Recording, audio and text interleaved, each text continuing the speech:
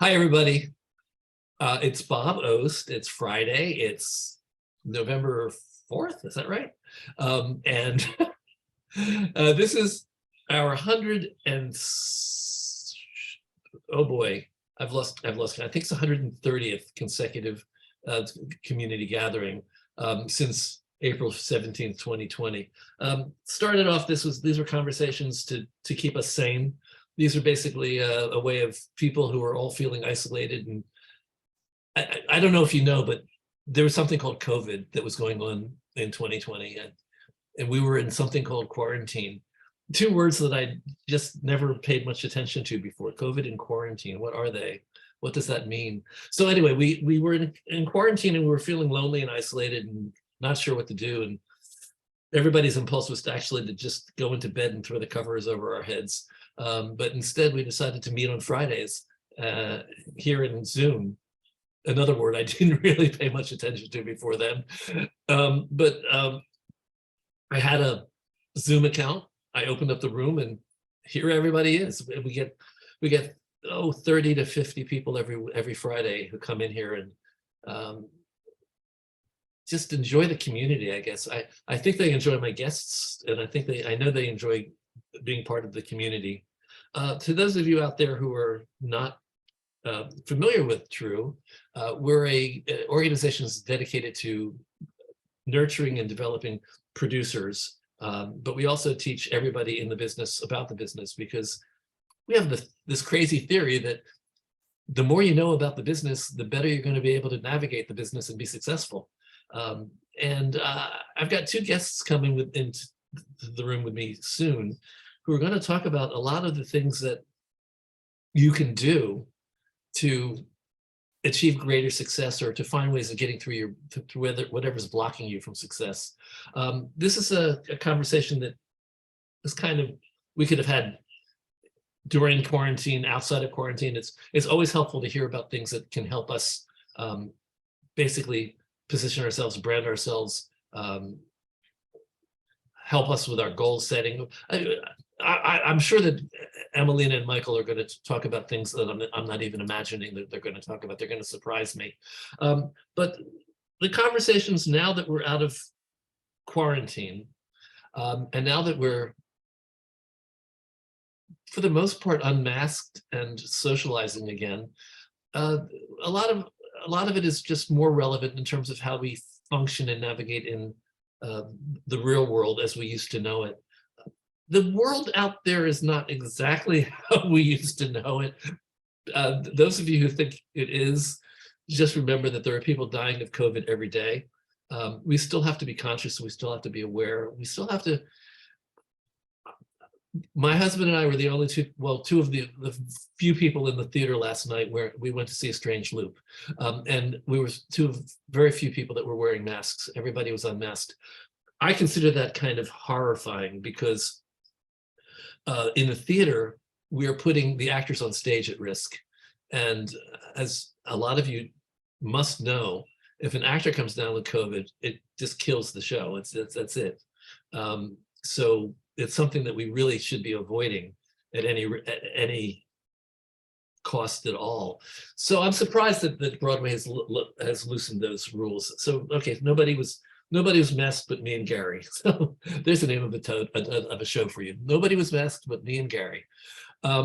So we're talking about other things now. Today's not specifically about theater, but it is specifically about how artists can blossom and be more successful and find new ways of doing things. My friend Michael is very big on branding. I think it's, I'm trying to remember. He'll tell me what the name of it. He has a thing that he calls it. And Emileena has she's sort of owned #AnotherWay, encouraging people to think outside the box and to find different ways of achieving their successes. So I'm going to bring them in right now. I'm going to jump into this conversation, and I want to introduce you to two people I've known an awfully long time. Michael Roderick actually used to be, for those of you who are in PDMP, meet the guy that used to be the spa director at PDMP. Back when we separated people into SPA, for those of you who don't know, SPA is self-producing artists, and we call it SPA, not only because of its initials, but also because producing yourself is so incredibly relaxing. So SPA director Mike Roderick. Emileena, did you also teach PDMP, or were you involved with PDMP at one point? I was in the first cohort, the very first cohort. Really? Yeah. I don't remember who was, I don't remember who was teaching it. Maybe you guys. I was, it probably was me. Yeah. Yeah, when we first started the program, I was the one who was sort of leading it. For those of you out there who have no idea what I'm talking about, we have a program at TRU called the Producer Development and Mentorship Program. And it's dedicated to helping nurture and develop people in the business of theater. It's the focused program that covers everything that we cover and everything else that we do, and just tries to transform people into people that actually this is the thing. Artists, I'm feeding you this stuff because I think we're going to touch on a lot of this. Artists, I've been running TRU for 29 years. Artists tend to say, oh, I don't know anything about business.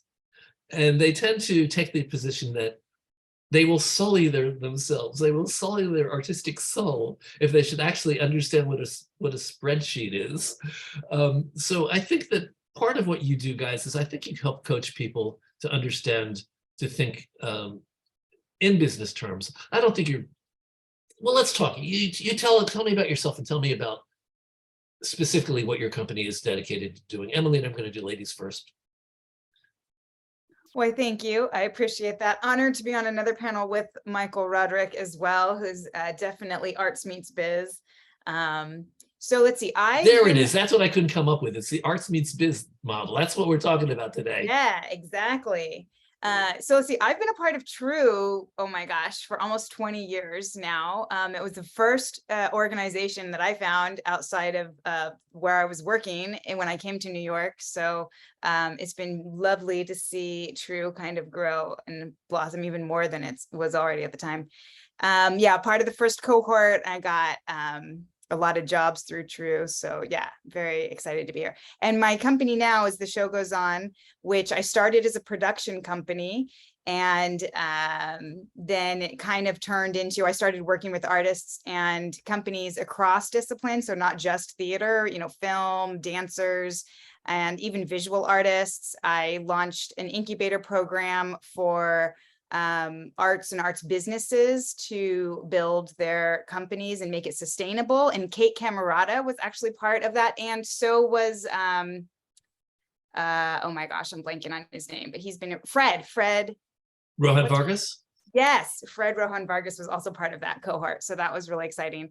And so now I mostly just teach artists. I coach, I do workshops on hashtag arts meets biz, basically how to find balance with their left side and their right side of their brain, and specifically in interest of creating sustainability for the arts as a whole, but specifically for artists as individuals, because that's got to come first, because artists love to put all their attention on their show or their gig, right? Because artists across discipline, by the way, we all think the same way. And so that we kind of lose ourselves in the process of that. So I'm writing a book called Another Way, The Tao of Artist Development. And that will hopefully come out in the next year. Oh, good, great. So let it be known, let it be stated that a lot of artists basically hate knowing about the business, but you know what? Learn about it anyway, guys. It's useful. It's actually essential. Mike Roderick, I knew that you had the teaching gene way back when, because, well, not to mention the fact that you actually were a teacher, but but also you are somebody that I always admired for your ability to take information and to put it into accessible bites and help people to understand things. So you've gone a long way since we were first knew each other. Yeah. So tell us about your journey. Sure. I mean, it's been a pretty wild one. As you know, I started as a high school English teacher. I then did a ton of work in the theater world, off Broadway, Broadway, lots of different things sort of on that side. I had a brief stint, very similar to Emileena, where I developed an incubator program specifically for artists developing business ideas. So I sort of created, I created a whole like program where at the end they kind of did like a Shark Tank style pitch to a bunch of individuals about their business ideas and their concepts and things like that. And I just had a lot of people asking me about how I was getting into all the rooms I was getting into. That was the question everybody had. They were basically like, how do you end up at these events? Why do I see you everywhere? How do I hear about you everywhere? And I took a moment to kind of look back, and I basically asked myself, if I took networking out of the equation, which is sort of the most common thing, right? Where people are like, oh, you're really good at networking, that's why you end up in all the places you end up in. I said, if I took networking out of the equation, what was it that got me into all the rooms I got into? And I had the realization that it was because people would talk about me when I wasn't in the room in a good way. So I started to study referability. I started to look at all sorts of instances where people who had ideas would have their ideas shared when others were not, when they were not even there, right? So I started to look at that from the lens of thought leadership, which is probably one of the more common things that happens in business these days. You get these people who end up being really well known on social media and, you know, having the books and the programs and all those different types of things. And what I found was that when you package ideas and position ideas in a certain way, it completely changes the way that people perceive them and how much they pay for them. So now the work that I do, the way I frame it is I help thoughtful givers become thought leaders. Usually people are very good at doing the work and sort of serving their clients, are the ones who are the most likely to deprioritize the packaging of their own intellectual property.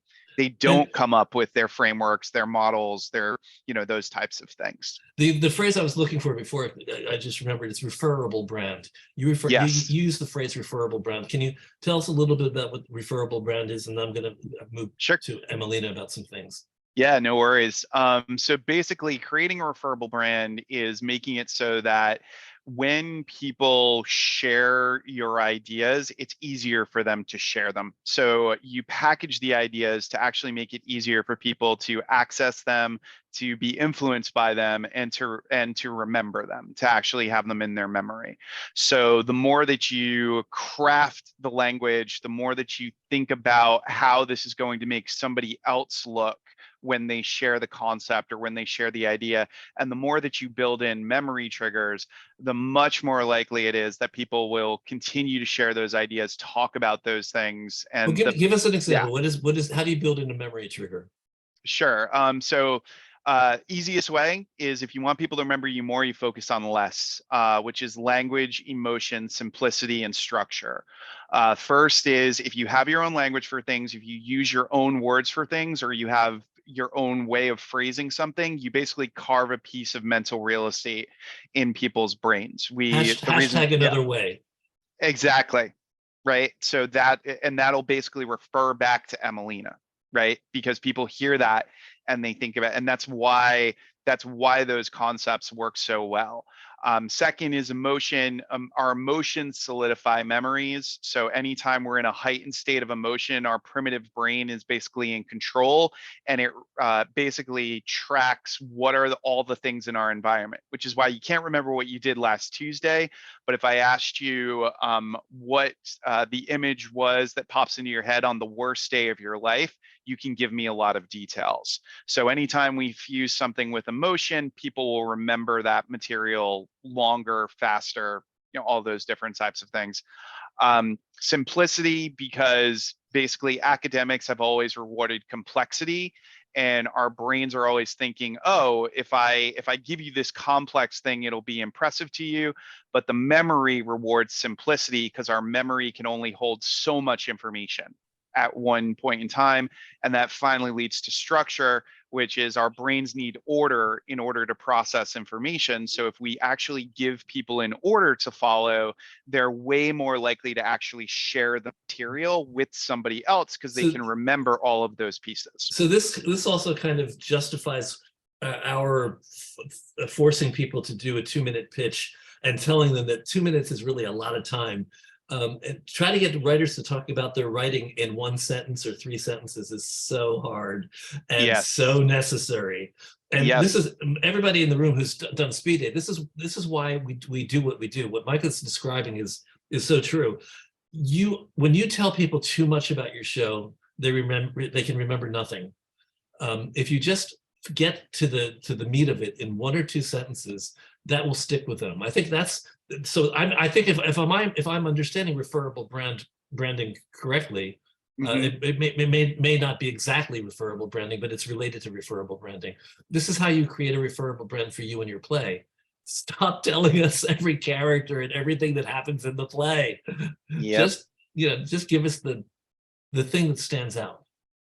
Exactly. It's accessible, influential, memorable, right? Can people get it if they're not in your industry?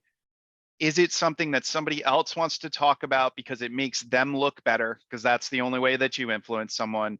And then finally, are you using memory triggers so that they can remember it and share it with someone else? Okay, what is the AIM acronym that RK was asking for? Accessibility, influence, and memory. Okay, that's it. Okay, got it.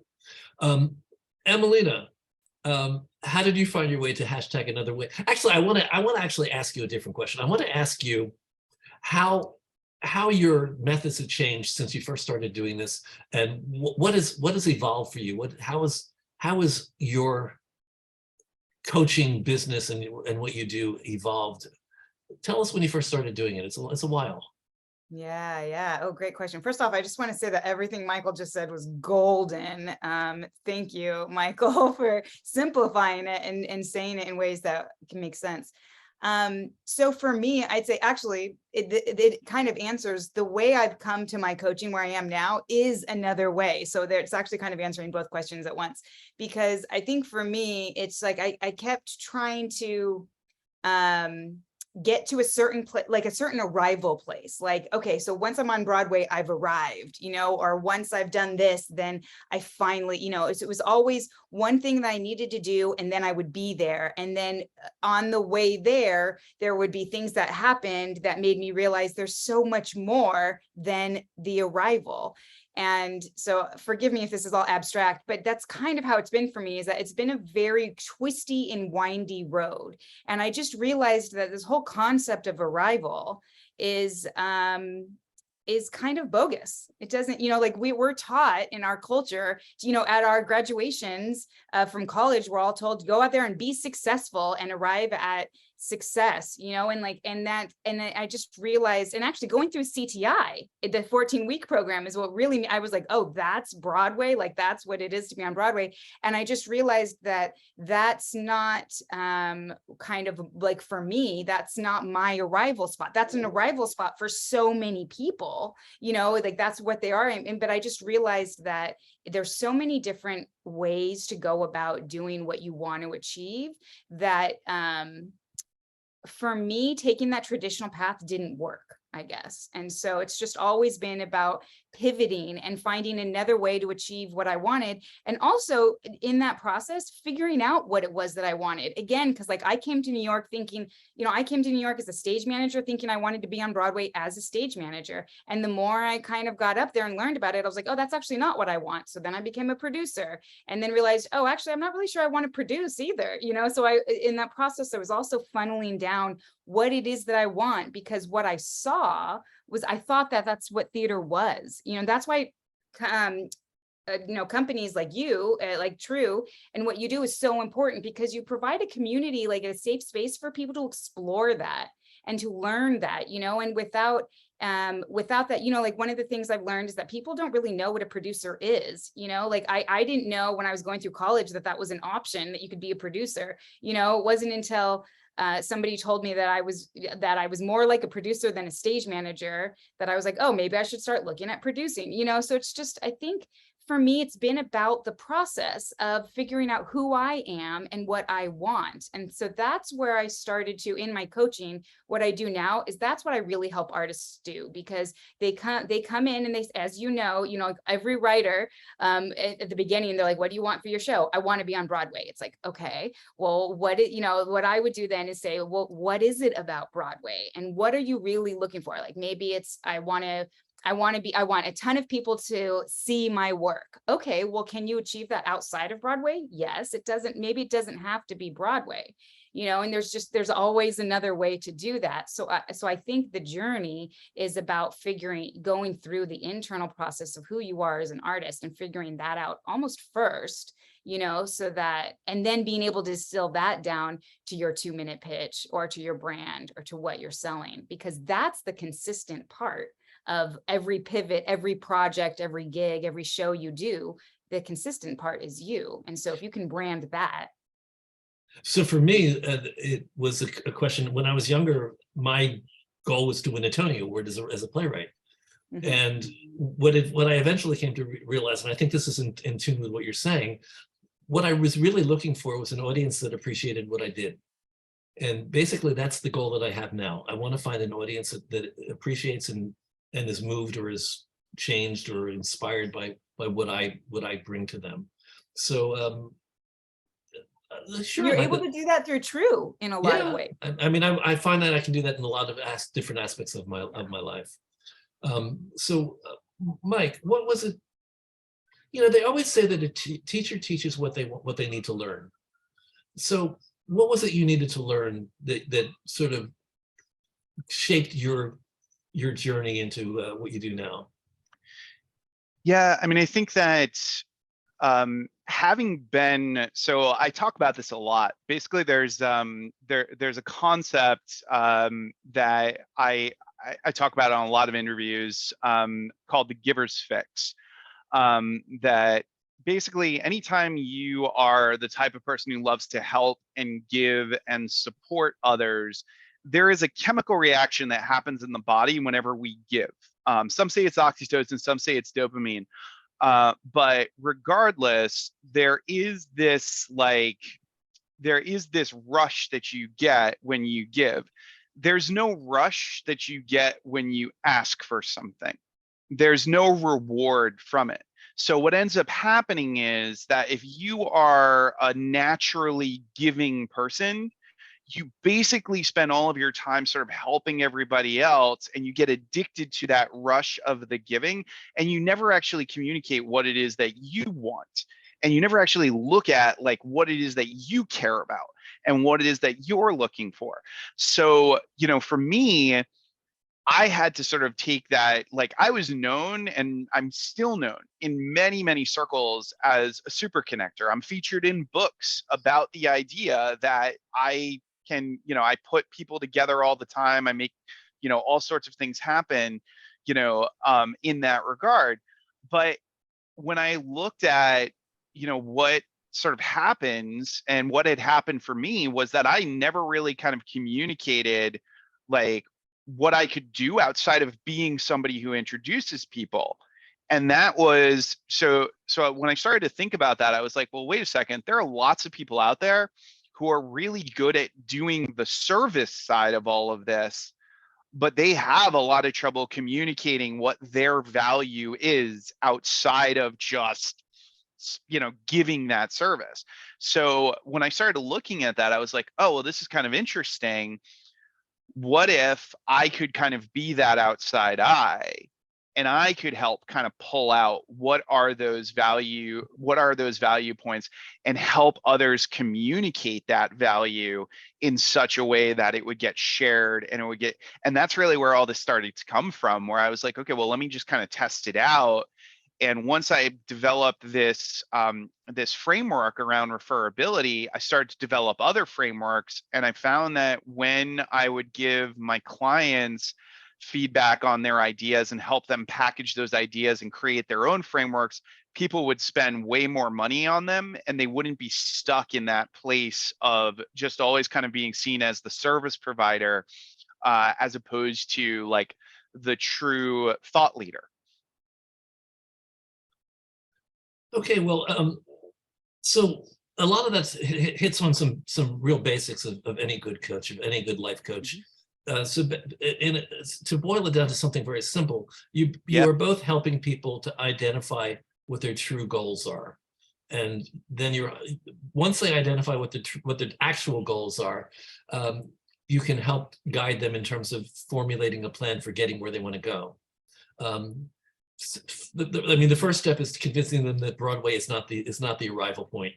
Or it might be, in all fairness, you know, for some people it is, you know, and some people it's easier than for some people too, you know. So, Emileena, I'm not sure whether we got the full arc of how you came to what did you do 10 years ago that is different from what you do now? Well, I was a producer primarily 10 years ago, and my primary focus was on producing work. And what I was doing is what I thought I was doing was giving opportunities to a bunch of people to get their work. Like I was producing shows at the Cutting Room. Actually, I agree, beautiful venue, by the way.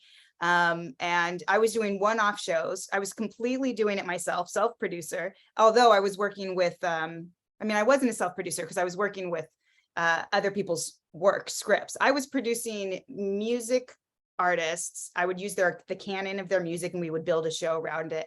I also did a show in that series where it was a playwright. Actually, we did have a play, but we just did one show around it and I would build the show. So when I say self-producer, I mean, I was doing all the producing side myself. So paying for it, getting all the production managing basically, and general managing, all that stuff. But it was somebody else's work. And so I was doing all of that myself. And I thought I was kind of giving a bunch of people these opportunities to do shows in this non-traditional space, in this non-traditional way at the time. This was kind of at the beginning of when these like theatrical concerts, as I call them, was starting to happen. So Rock of Ages was real big on Broadway. Bloody Bloody Andrew Jackson, you know, American Idiot was on Broadway, right? And I was really interested in that kind of rock theater thing. So I was trying to have a platform for these non-traditional things. But then what really got me was when one artist who of a band that I put on stage afterwards said, "You're welcome." And I was like, what? You're doing this for me? I thought I was doing this for you, you know? So then it just really made me rethink what I was doing and why I was doing it. And it's interesting hearing Michael talk about that giver, you know, mentality. I think that's, yeah, I think again, I lost myself in what I thought was giving, you know, and it's interesting because people around me, I guess, saw it as, you know, that I was doing all of it for me. So anyways, I just had to really realign what it is about the producing that I loved so much. And what I realized is I love to work with artists. So I think that's where I made the jump into coaching, because I loved the collaboration. And then also when you know, I was still trying to produce like showcases. I also love the indie talent, the talent that doesn't quite know how talented they are, you know, or the people who are just kind of coming to New York, for instance, and have a passion for what they do, and they don't really know what to do with it. And so I really love that. So I was trying to create these showcases, again, platforms for people. And then during the pandemic, when I couldn't produce anymore, and I wasn't, believe it or not, even though I know I hosted a panel here about all the different platforms, I wasn't savvy enough to do that myself. In terms of creating a Zoom show. And since I liked things non-traditional, I didn't know how to do what I wanted to virtually. So I just completely pivoted to coaching, actually, during the pandemic. And I haven't really gone back to production. Also because, you know, it was, again, I was funding all of it myself. So I spent all my money doing that. So I haven't quite figured out how to fund my work yet. That's, you know, that's the golden question. That we all would like to figure out. So, you know, I focus now just more on coaching, and I enjoy it. I enjoy working with artists who, again, have a lot of talent and they just don't know what to do with it. I also like working with the people who have kind of tried the traditional methods and have realized that it didn't work for them, because I can show them another way. And I will just say that you mentioned earlier about how afraid artists are of the business side, that what I've found is that when an artist can open up to, it's just about balance. it actually strengthens their art if they can kind of open themselves up to their other side of that brain, you know? And so I think that's why, you know, I host that show called Finding Balance, because if we can find balance in our own lives, our art is actually better, our work is better, and it's more sustainable. So yeah, I think it's about strengthening that. Also, it's more producible. Right. when you Yeah, understand gotta when get you understand the collaborate. business, you actually make yourself more producible. Mike, can you give us an example of how what's the success story of somebody that came to you, and how did you Sure. help them and guide them, and Yeah. what methods did you use? So basically, I had one of my first clients in this whole sort of side of things was a photographer, and a lot of the time, photographers is a very sort of like commodified sort of business, right? And when we first sat down, when we talked about sort of like what was the value proposition that was being sort of put out there, he was really selling this idea of you'll have a lot of photos for your social media, right? Which basically a lot of people can offer that, right? So I asked him why he was even doing this. I basically was like, why is this your career? Like, why have you decided to do photography? And he explained to me that he used to work in reality television, and he didn't really like the aspect of people. So much of it was fake, and he wanted to like help show people for who they really were. So I basically said, that's what you're selling. You are not selling people extra photos. You're selling them an experience in which you can help them show up without feeling fake. And that's huge for a lot of people who struggle with how they look in photos. So he changed the way that he wrote about, he started writing an email for an email list, and he started writing about all of those insecurities that people feel around photos. And he focused on folks more in that sort of thought leadership kind of world, started talking more like himself. And he easily ended up, I think he tripled the price he was charging, for it, because of the way it was positioned and the market that it attracted. He makes jokes that I'm on his Mount Rushmore of coaches whenever I see him, these days. But that was one of those types of stories. Emileena, how about you? Can you come up with somebody who you positively impacted? Yeah, well, it's interesting because I think the majority of my one-on-one clients have been these really newbie artists. A lot of times they end up through the process, they kind of figure out that they don't want the commercial success. So there's not commercial success stories, but I would say there, like the probably the biggest success story I had is an artist a singer-songwriter. I mean, I've worked with probably mostly singer-songwriters at this point, who, was determined to like literally sell his soul to become famous. And so I helped him not do that to kind of realize that there was another way. And, unfortunately for him, that involved like a lot of drugs and a lot of exploration that I was not a part of. But the point is that he got through all that, and he's in recovery, and he's not playing the way that he used to play anymore. So again, like in a traditional sense, it's hard to say that's a success story, except that he as a person is so stable and healthy that in my mind, that is a success story. Because had anyone else discovered him, especially because he had so much talent, he was ripe for exploitation. So, I mean, to me, that's a success story. He's finding other ways to channel his creativity. I have another artist now who was in the beginning, a singer-songwriter who wanted Madison Square Garden. And now he's just playing he's got a really strong, small community that he just plays small little clubs. He's not even in New York anymore, and people love him. And he's making more of an impact playing to smaller audiences than he was on, when he was trying to go for kind of the big. So I think those are the closest things to, I'd say, a success story that I have. So let's move to the thing that we try not to talk about anymore. Let's talk about quarantine. Let's talk about what changed for you on March 15th, 2020, and for your business and for your clients? Did dealing with COVID and isolation and quarantine become part of the package that you offered people? Were you helping them with that, or was it hard to just jump in and tell me what was going on for you? Michael, start with you. So I'm a dad, and I've got two little girls, and one of them was born in November of 19. So you can imagine what my what my quarantine experience was like, having a newborn and my daughter Juniper is my other daughter Juniper is 6. Diana's the 2-year-old, and that was just crazy because, you know, normally you're able to go to the playground with your kid. Like, there's all these things that you can do as parents to like get out of the house, and that was like not an option.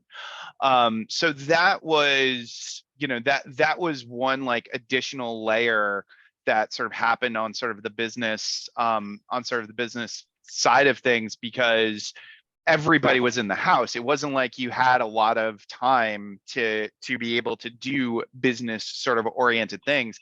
But the thing that I saw that happened the most during that initial first like 3 or 4 months was that everybody who was buying was no longer buying long term. So I had been able to in the past to sell like 6-month engagements or a year-long engagement, and literally overnight people were like, can't even imagine what 6 months is going to look like.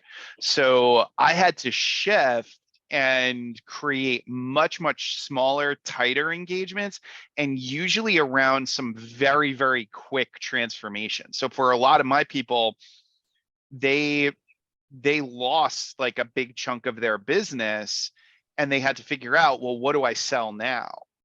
So I have a lot of like authors who basically at the time they were making all their money speaking. So suddenly we had to come up with like, okay, well, now that you can't go out speaking anymore, what are you going to do? Like, what are you going to sell right now? And there was a lot of that, just like creative thinking about, well, what are these virtual experiences going to be? Because things were so things were so new for everybody in terms of what that virtual scenario was. So I ended up hosting a lot of gatherings virtually, just to like get my entrepreneurial friends together and be like, you guys should just meet each other, try to help each other out. Like, let's talk through. I hosted a bunch of them for other friends of mine in like different industries and things like that. Mike, I have to say, before I actually did it, I couldn't imagine that a Zoom meeting was going to actually have any value for anybody. That's the thing. And it turns out that there's a part of virtual that we kind of don't always recognize, which is the intimacy of it. Because we're right here. We're all here on camera. It winds up being a lot more intimate than we ever imagined it would be. Yeah. I didn't think it would work. I confess. Emileena, I knew I was going into hashtag another way.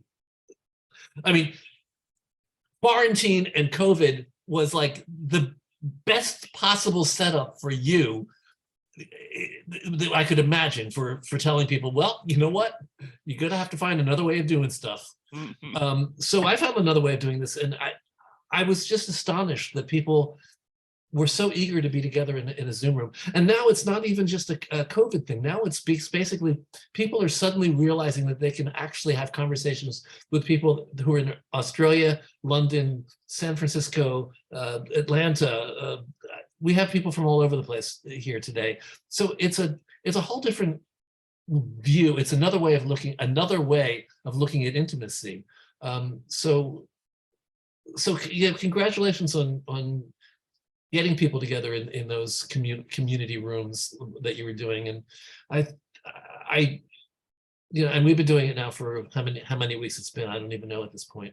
So Emileena, for you, hashtag another way. What else could people possibly use more than that when they were faced with quarantine?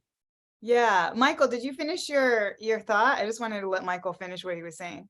I'm good. Yeah. Oh, cool. Okay. Yeah, I have to say that in some ways, the pandemic was like the best thing that ever happened to my work, because I had already experienced what felt to me like a paradigm shift, when I just kept having like failures in my career, right? In terms of producing, like I would lose the venue. And I'm sure, my big one, everyone that I knew here, that's here that knew me at the time was probably invited to that one, and I lost the venue the night of, and it was a disaster. And so like in my mind, I had already experienced that, which is why I started the whole work, because I knew that this kind of thing was happening. It's rampant in the arts, it happens to artists who are passionate. And so, that's part of why I started doing what I was doing, but people weren't ready to hear it, and because because they didn't see these kinds of things happening, and it's not until it happens to you that you're like, oh, not everyone is honest, and things can go wrong, and everything you would plan for can disappear in a night, in one night. And so I'd been kind of starting that, but people weren't hearing it. They didn't want to hear it until the pandemic hit. And then we all experienced that, everything can change so fast, and everything I planned for, it doesn't matter how much I planned for it if I'm not, right now.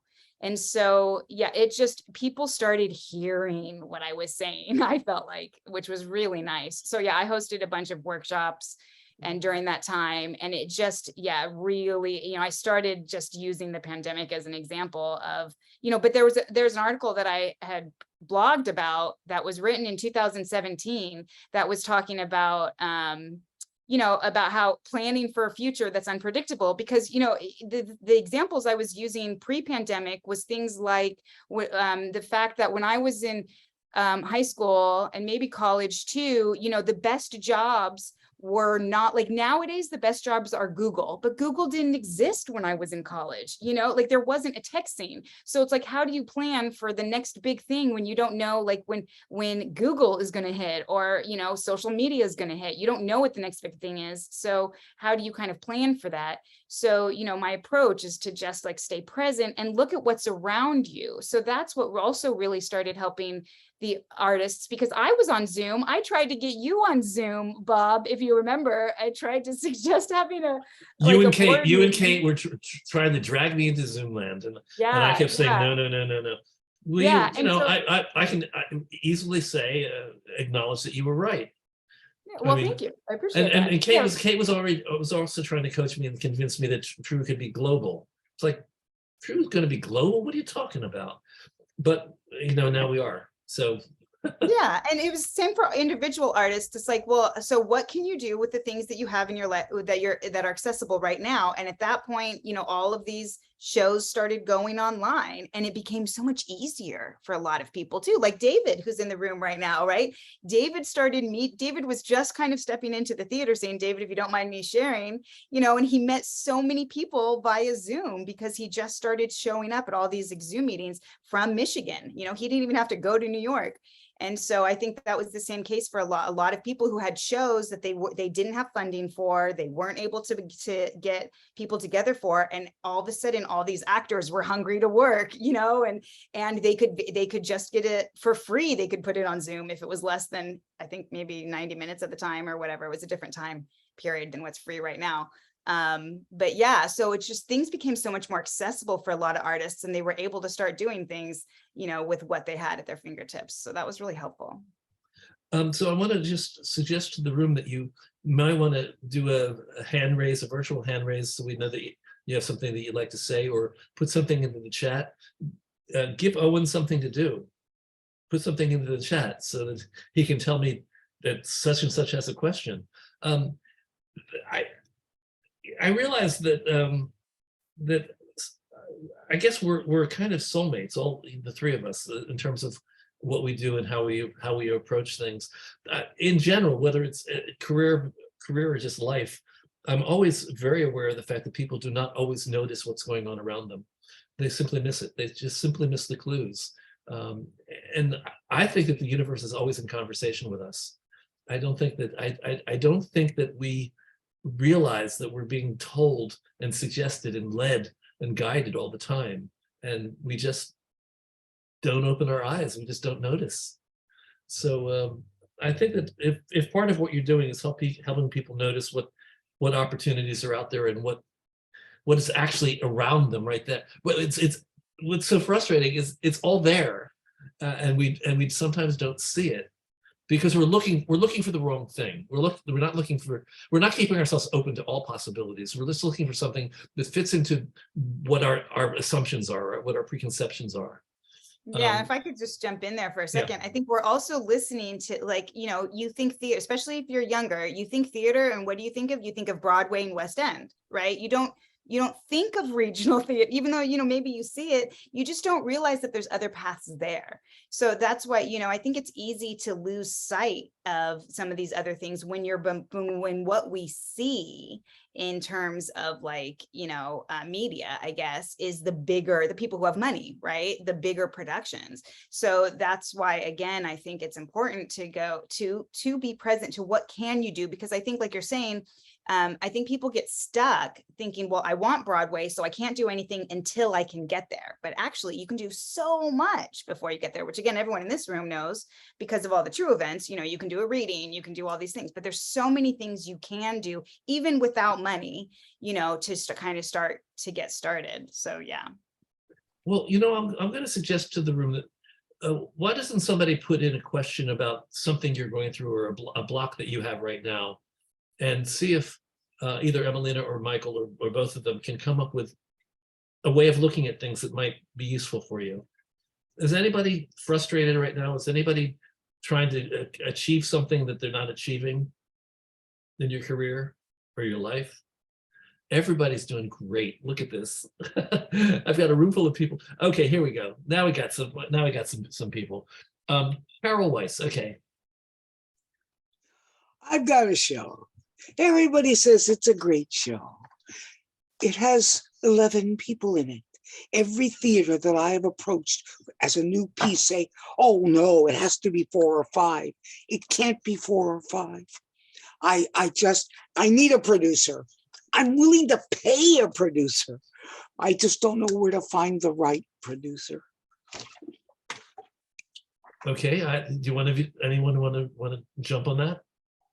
Well, I'll just say, first off, I'm sure there's people in the room who might be interested, or in the PDMP program, that are interested in producing, especially for hire, in the true community. But yeah, but I would say just, I'll just kind of point out the thought process a little bit, which is, the focus of, and it's like you're close because you're saying, okay, I'm recognizing that people want it 4 or 5. I can't do that. Okay, so I need this. So it's like you've made one pivot in some ways, because you're saying, I'm going to stop going to all the people that say I have to have 11. I'm going to look over here, but you're still kind of fixating, for lack of better words, on, like, well, now I need a producer to do this. So I would just say to open up to other possibilities. Maybe it's not just a producer, because I think that's what we do. We get laser focused on what we need, and that's when we start to lose the other options. Yeah, Bob. I think because you had a series of experiences, you came to an assumption, and now everything is fitting into your assumption. Because I can tell you for a fact, there are dozens and dozens of theaters out there who do not require 11 actors, that they do bigger pieces. And I can also tell you for a fact that any college program for theater wants large casts, because they have a lot of students that they want to have in their roles. I understand also that may mean that some of your parts won't be cast age appropriate, but again, it's another way. It's another way of actually getting to. For what? It's another way of getting to getting your show up there and seen. I don't see the purpose of doing a college production. Oh, so some of the colleges have incredible tech setups and beautiful theaters, and as a matter of fact, some of them can actually bring in an equity actor for on a guest contract. There are again, there's so many other ways that you can make things happen. I think that you have to, don't fixate on the fact that a bunch of theaters say that they wanted shows that were smaller than 11. Okay, We're in- how do I find these colleges? Well, also, Well- I would say too, to kind of maybe then also start going inward and figuring out, like, because your first thought was college isn't going to work. So then it's like, and you don't have to answer this now, but maybe you figure out, well, what is the most important? What are you trying to say with this place? Like, who are you talking to? What is, and focus, zoom in on that. So like, maybe like, for instance, if it was a show about like homeless people, maybe you could do it in homeless shelters, that kind of a thing, so just zoom in on, well, what is it that's so important? If you really start to distill out there, then opportunities also become clear. Now you're talking about Door to America, right? Yes. Okay, so have you explored Jewish community theaters or Jewish places around the country who Well, might? I'm not every one of them. I have done 8. I will keep doing it. I know there are more. I know it's You have to nothing. keep looking. Just keep looking. Keep looking. All right. Don't- So now don't- I am a spoiled brat. I want to be a writer. I don't want to have to do this stuff. You got to understand. Remember, I think I told you, Bob, I write children's musicals, okay? And the local theaters do them. Anything I write gets done, poof, like that. And now I wrote a grown-up musical, and maybe I shouldn't have done it. That's all. No, you should have done it. It's a beautiful piece. I think this just, Mike, did you want to add anything from your coaching point of view? Yeah, I mean, I always go back to the law of weak ties. There was a study done with 2 groups of college students, and the first group asked their close friends and family for jobs, and the second group asked people that they barely knew for jobs. And the second group outperformed the first. And the sociological theory was the fact that our weak ties actually have more opportunity because they don't know us that well. They're part of worlds that we're not a part of. And the thing that I find always happens within entertainment is that everybody focuses on their strong ties as opposed to their weak ties. They basically say like, oh, well, I will look into producing organizations and producing places to find a producer, when they might find a producer at their community center. They might find a producer literally in their exercise class.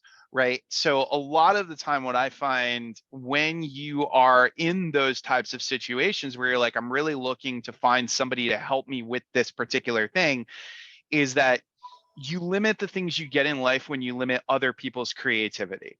So if you basically just say to somebody, I want a producer, then in their brain, they already have an idea of what a producer is. But if you say, I am looking for somebody who is financially savvy, who loves this kind of content, this kind of material, to give me advice or to give me some thoughts as to what I can do next, you may not be introduced to a producer per se, but that person may literally, while talking to you, figure out that they want to be a producer, right?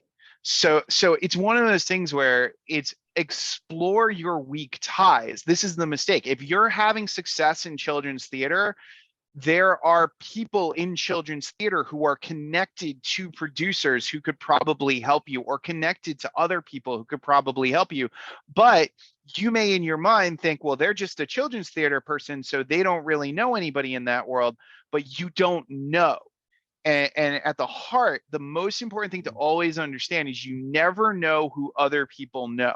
You never know what kinds of relationships are behind the scenes of any individual that you have conversations with. So focus on that aspect of sharing the challenge that you have with the weak ties. I always tell people, if you ask somebody a yes or no question, you're going to get a yes or no. But if you ask for support and you present to them a problem and you say, this is this thing that I'm struggling with, this is and you say to that person, do you have any ideas? You will get so much more material and so much more out of that experience if you ask for ideas, because very few people will ever say, I don't have any ideas, but everybody will tell you yes or no when it comes to, do I have money? Do I not have money? Right? It's way too binary. So again, you limit the things you get in life when you limit other people's creativity. So allow other people to be creative in helping you to solve your problem. We have a lot of questions now. So Owen, I'm gonna go to Candy in a moment, but I want to take I'm gonna have on camera and off camera people that have virtual hand raises. I'm going to alternate with the people that are actually in the chat. So Owen, I think there's something from Sherry. Let's see, where is this? Yeah, so the first one it looks like was from Vinny, and I think it'd probably be better, if possible, to get on mic and talk, because I'm not going to be able to communicate the way that you want to communicate. So Vinny, if there's something that you would like to ask. Hi, not specifically, I'm just trying to soak it all up and you know, how do I get to the next level? And I need to reach out to more people. I am in Atlanta, which makes, I don't know, it's a little more difficult, but anyway, I'm just open to tips. And Bob said, is anybody frustrated? Hey, I'm frustrated because I know that I've got this show. I have faith in this show, but I want to get to the next level. And I'm not in the network. I don't know people. I've had a couple nymph shows and then I leave town. So help. Thank you. Well, I'll quickly say to Vinny and everybody, the assumption that you're in the wrong place at the wrong time is never going to help you. Right. So if you actually change your thinking and say, the perfect person is here somewhere right in my circle of friends right now, if you will miss if you fill your head with the negatives, it makes it harder to actually see what the possibilities are that are there. So it's just, again, that's just a general comment. Candy. Yes, which is exactly what I'm about to talk about. Trying to keep a positive outlook when I get submissions from actors. Once they find out that it's live theater and it's not a movie, it's not a commercial, it's not TV, and they're not going to be famous overnight, there's an issue. I cast a wonderful, I tried diligently to have a multicultural cast in this show. I reached out in directions I've never reached out before. And keep in mind, this is a show that isn't a heavy burden. It's 13 actors portraying 24 characters, and there's 6 performances in December. This is not a heavy lifting show. It pays not a whole lot, but it pays what it's worth. Candy, I want you to ask, what is the question? What is Here's it the you want to question. know? Okay. I cast more than one person. And then I got responses after they got their contracts, before they signed them, saying they didn't want to do it anymore because they were just asked to be an extra on a walk-in in New York City in an HBO whatever. And I'm losing talent all over the place for this. I want to work with 20-somethings, but the wall I'm running into is they all want to be famous overnight. They all want to be on TV. If it's not TV and if it's not paying as much as a commercial, I'm finding 50% less of a talent pool for live theater than I expected. Anyone else experiencing that? How can I go forward? Where can I look for actors who want to be on stage? Well, that's a lot. You think? I'll just say that actually I'll share a little short story about the woman who there was a woman who started the TED Talks, and originally it was their mission statement to get women speakers. They wanted women speakers. And she said in the beginning, it was so hard because the women that she met were, like CEOs, women, and they were working, they had families, and they're like, you know what? I don't want to give the time, I mean, very different time than now, right? But I don't want to take the time to speak, and I don't really need to be that visible. I just want to keep doing my thing. So it was very difficult to get, if she had decided, if she was willing to compromise her kind of mission, then she could have gotten a ton of male writers, but she was determined to find female writers. So it was hard. And it took a lot more work, but eventually, also what she learned is that it took coaching. She actually had to talk kind of women into it, or ask questions and learn about, well, why don't you want to speak? And then kind of figure out why maybe she could convince them to speak or whatever. So kind of the short answer is that sometimes, it takes longer, but it's worth the time, especially if that's an important important thing for you. And then two, I think the lesson in there is that if you're coming up against roadblocks, it's worth exploring those roadblocks and kind of and figuring out why. So like if in your assessment they want their fame overnight or whatever, then it's worth talking to them, asking them, learning more about that, kind of meeting it with open arms instead of like frustration. And that's what I did with this one actor. Excuse me one second. Yeah. Dave, did you mean to come into the room?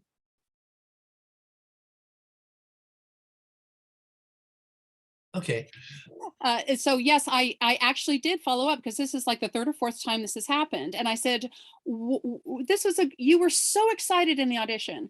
You so wanted to do this immersive theater thing. You're going to college for theater, not TV and movies. So, but her head swelled when she had signed up to walk on or as an extra for HBO shoots in New York City. And all of a sudden in this conversation, she said, well, but what if this is my big break?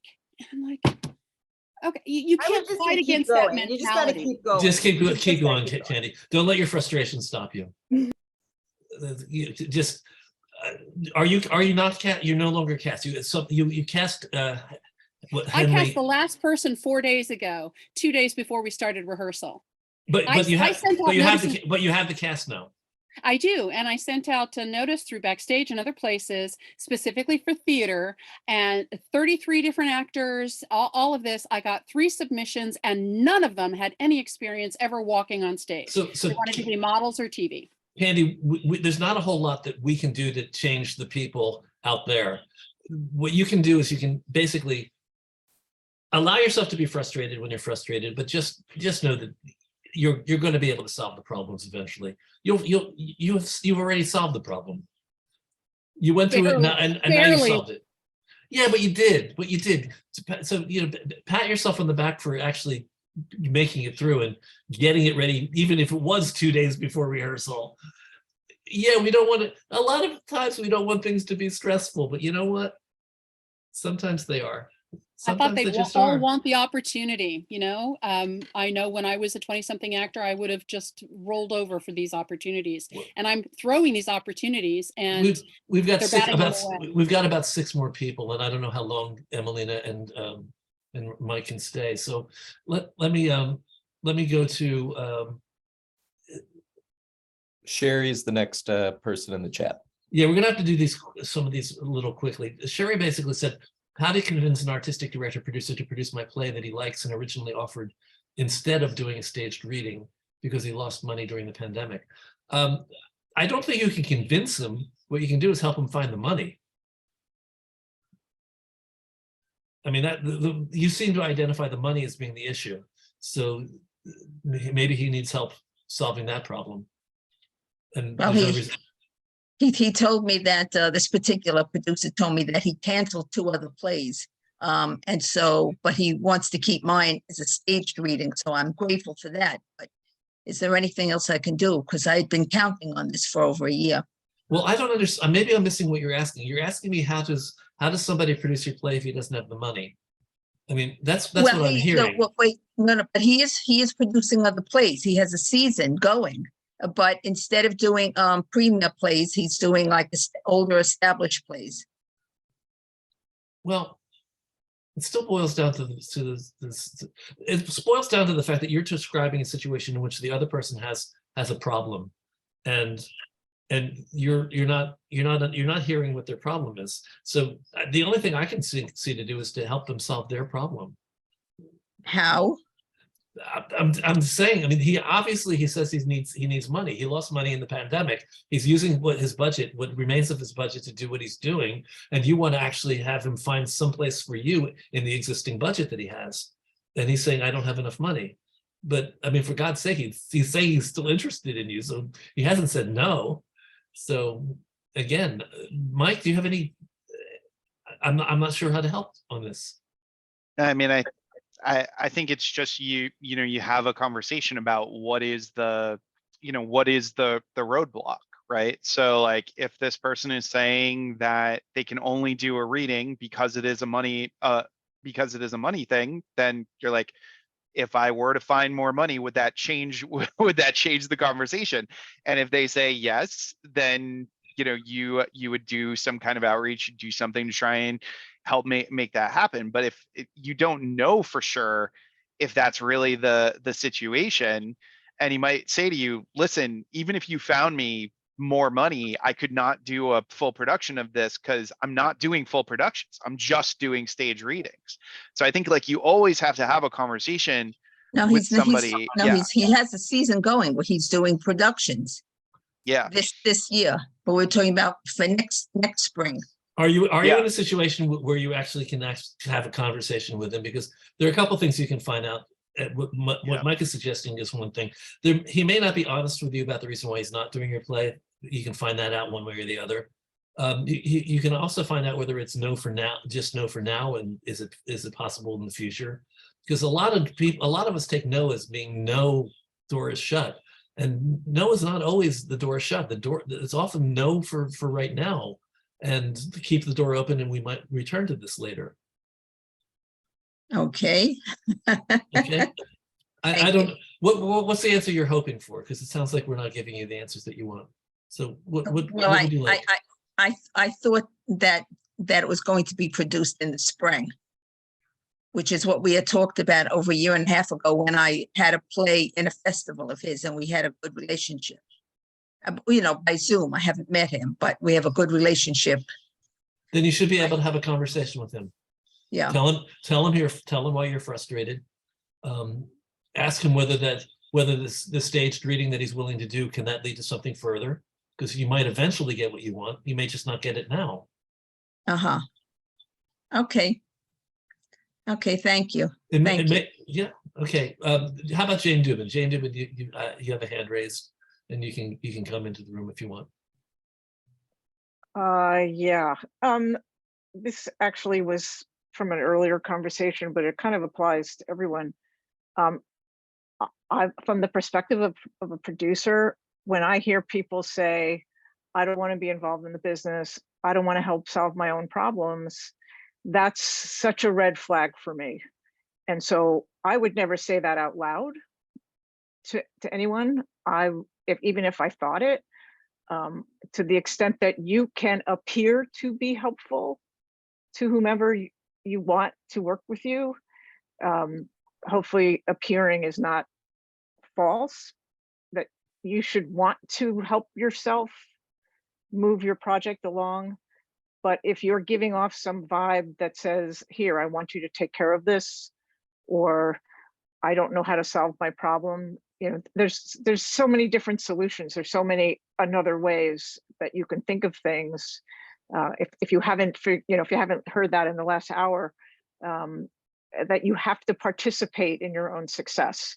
Otherwise, people like me are going to like, I can't do everything for everybody. I need a partner in the process. So that was my thought. And actually, sure, to an extent, what Mike and I are suggesting is that you present yourself to this man as being a potential partner in the process. You need money. Let me see if I can ask around and find a way that we can get support for this. He'd be very impressed if you did that. I would also say, if someone's offering you a reading, well, take it. Oh, I am, and I'm grateful. Right, a reading can give you the opportunity to showcase your work to someone who may have the money and come back and say, wow, this is great, and build the funds to have a production. And I would say that to the first person, I guess that was Carol. You can't just sit back and wait for somebody to find you a place.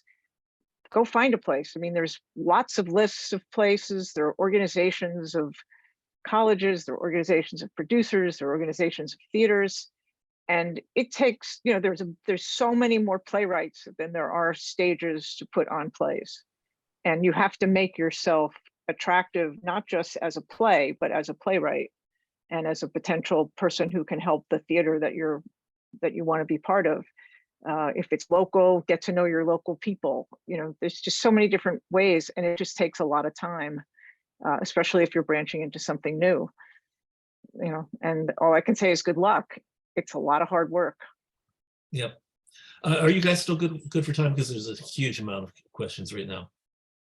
Okay. I want to quickly say to Maureen Condon, how to get across that my show is a comedy, even though it is about climate change. That would be a conversation you could have with Mike in terms of branding. And basically, it has everything to do with how you talk about the play. You can talk about the play, and then if your concern is that they're going to read the play and see it as not as a comedy, then that's a problem that's harder to solve. But if you're saying that you can't get the interest in the first place because they're seeing it as a climate change musical and they don't realize that it's also going to be funny, you have to talk about it in a different way. There's no reason why your play can't be embraced by somebody who's looking for something that's funny. You have to actually believe it's funny. It is funny. I've seen it or parts of it, I think.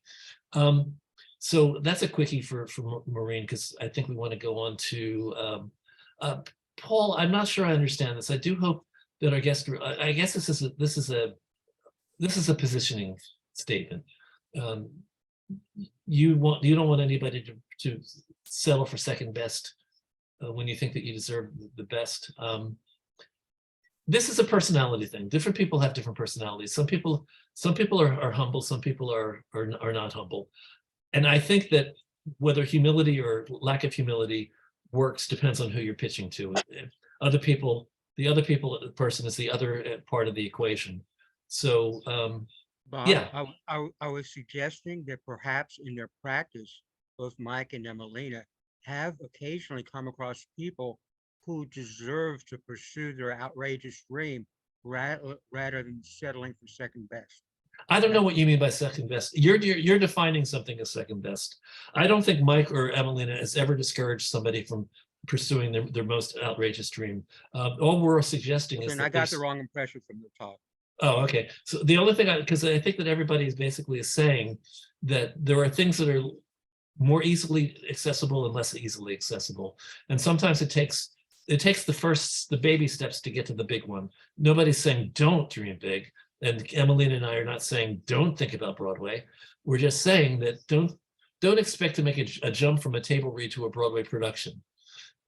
Or don't limit yourself to that, because there's so many other things. As you said, you get to define what is second best. It may be second best to you, but maybe that's actually a better fit for somebody else too. Yeah. So Paul, you take whatever position you feel is right for you. We're not telling you not to position yourself as the best and deserving of a Broadway production. Go for it. Go for it. I just think it's hard. That's all. Donald Loftus, and then we're going to go to Mike DeCatano. Don, do you want to ask your question, or do you want me to read it? I can ask it.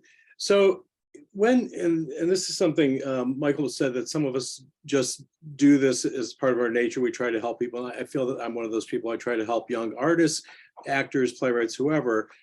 What happens when the person clearly has no talent? And I have an associate who goes and auditions for every Broadway and off-Broadway show and has never even gotten a line in anything. And I'm thinking to myself, and I've seen him act, and I'm thinking, why didn't somebody tell him when he was a child, this is never going to happen for you, kind of thing? Or writers, I mean, do we have a responsibility? And I was curious how you handle it professionally in your businesses.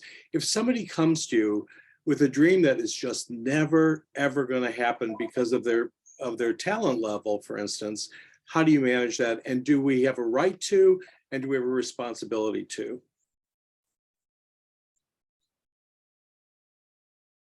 Okay, who's going to start? That's good. First of all, I allow the possibility that everybody has a right to their dream, and it's basically what I said earlier about myself. Yeah, I wanted the Tony Award, and now basically, if you can help them adjust their goal to something that is a little bit broader than that specific one. Tony Award. I'm not going to get the Tony Award. I'm 71 years old. God, I said it on on YouTube. Oh my God. So help people find the joy in other ways, in another way.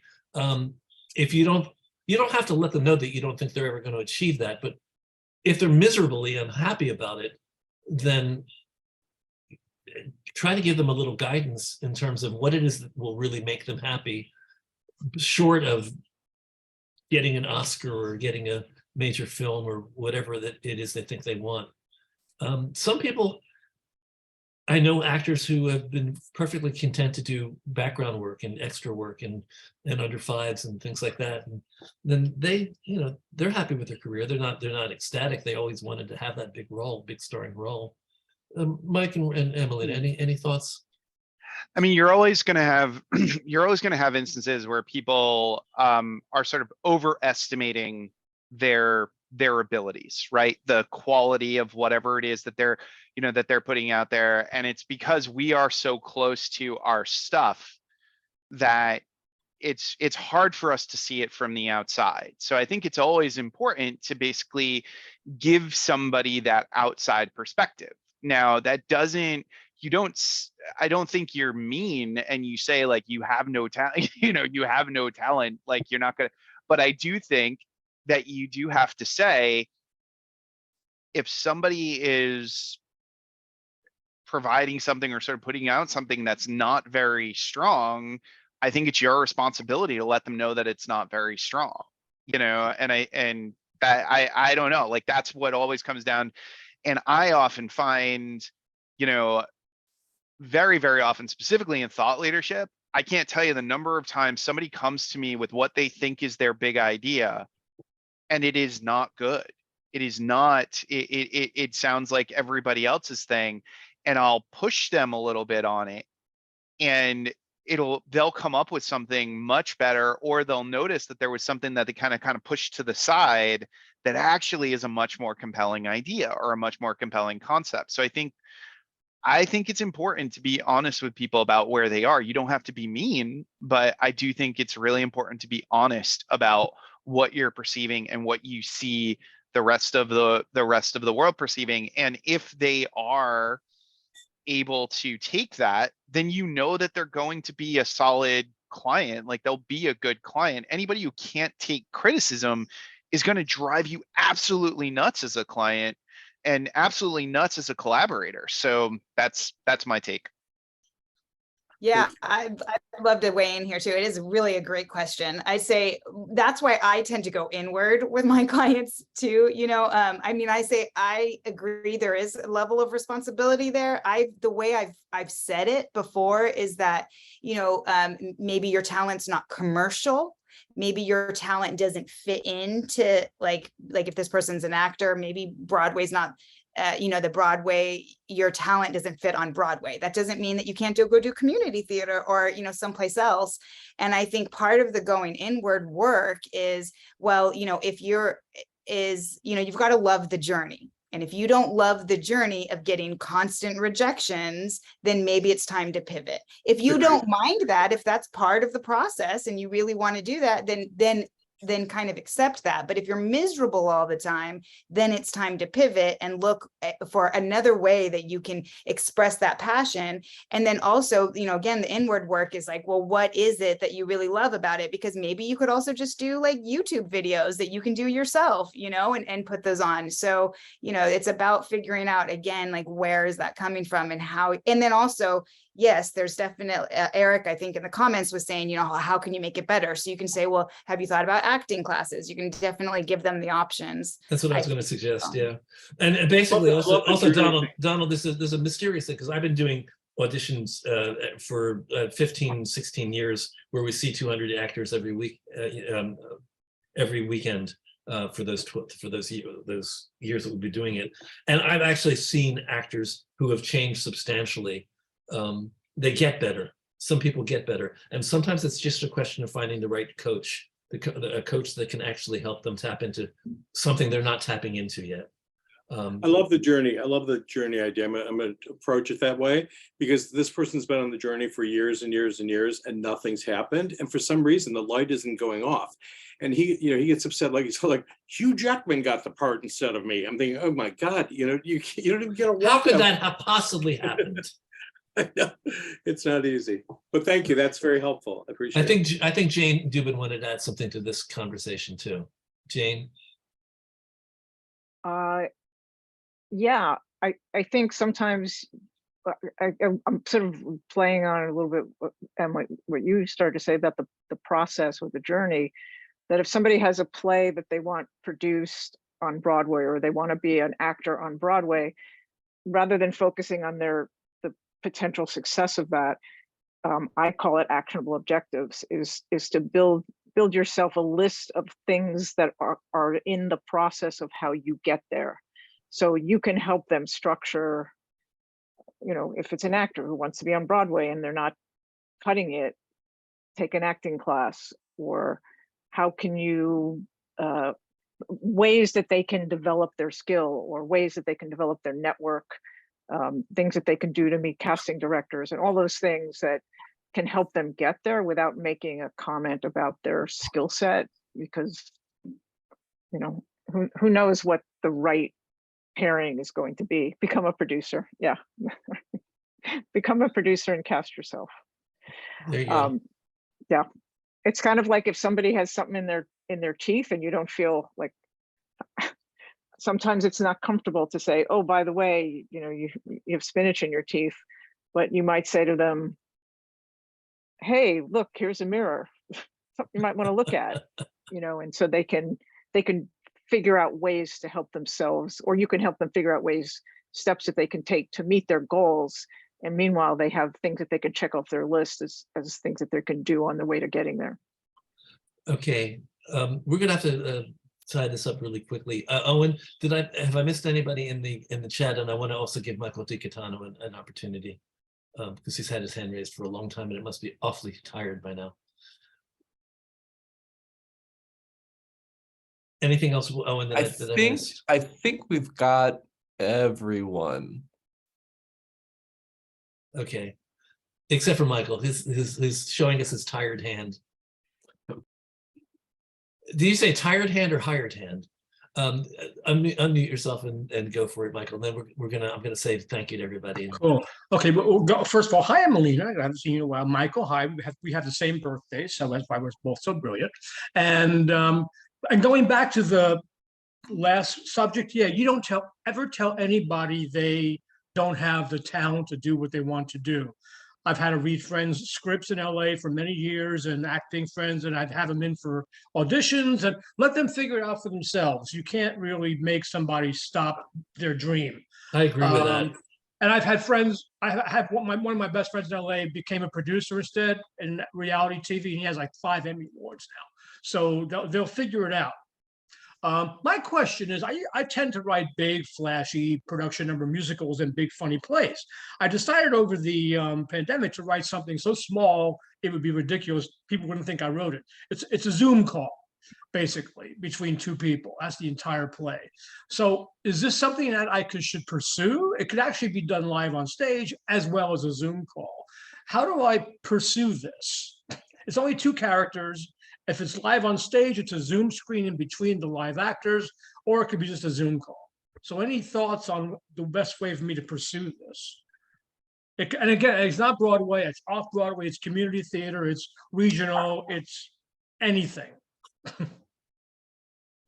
Yeah, I mean, I'll just say that, right now, that whole kind of world of Zoom is a bit of a blue ocean. Like there are some people who are started, doing some work with it, but there's not a lot that's happening, in that space. So I think like if you were to look at how you would explore this, really looking at the aspect of this as a virtual production, if Zoom is being used, I would even approach Zoom. Like I would look at like what are the different angles, like could this literally become a commercial for Zoom? Like there's all these angles that can really be approached from this sort of virtual side of things. So that would be the way that I'd look at it. I would explore like what are all of those more sort of different types of angles that deal with the technology sort of side of things.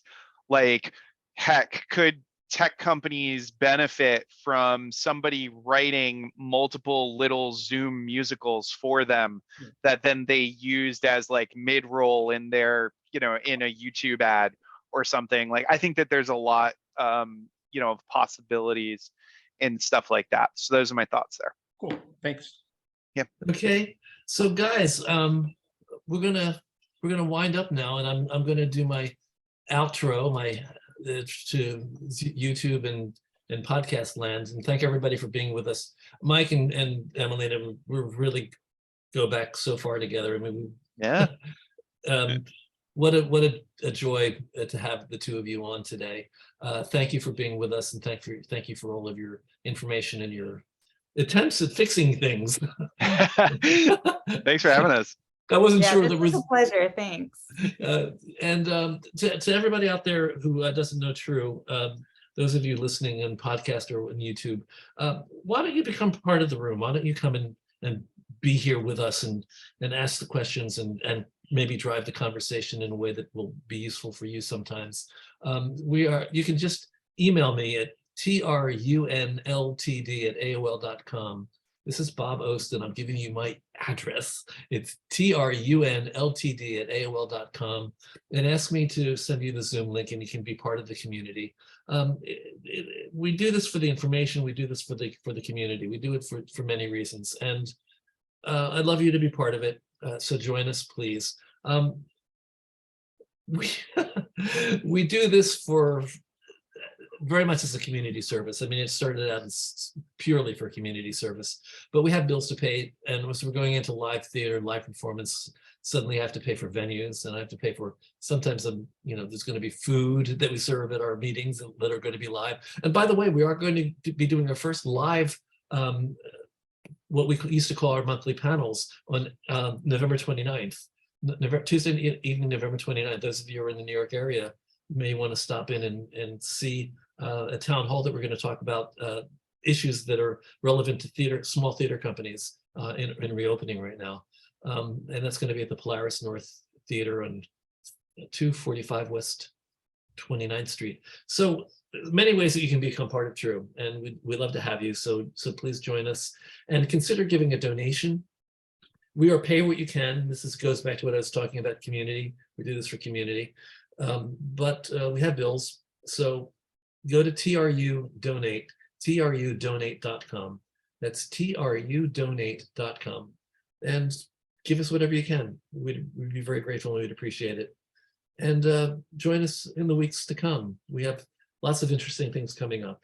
I'm not going to name them all. Go to our website, trueonline.org, truonline.org, and you'll see the list of upcoming conversations that we're going to have in next Friday and the Friday following.